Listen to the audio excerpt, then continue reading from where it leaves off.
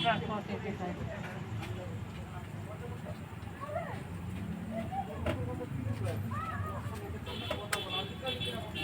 এই রাগ রাগ রাগ এরকম নিয়ে এসছে রাগ।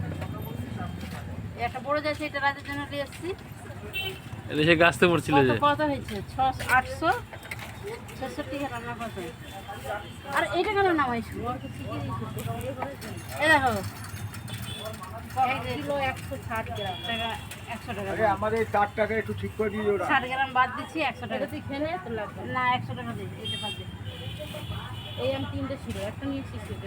দুটো যে ছোট, দুটো ছোট ওরানি বলে বড়টা রাজার জন্য দিয়েছো।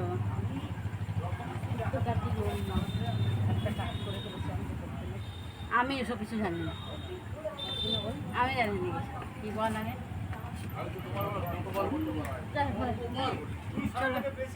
কেন পয়সা নেবেন না ওরে? আম বিক্রি করে দিচ্ছি, ঘর থেকে নিয়ে এসে এর কাছে আম বিকছি 100 টাকা কেজি, আর বাজারে 50 টাকা 30 টাকা কেজি। আর বোনের কাছে আম নিলে ও 100 টাকা করে, তাই ওর কাছে আমগুলো বিক্রি করে দিচ্ছি। চলে এসে পয়সা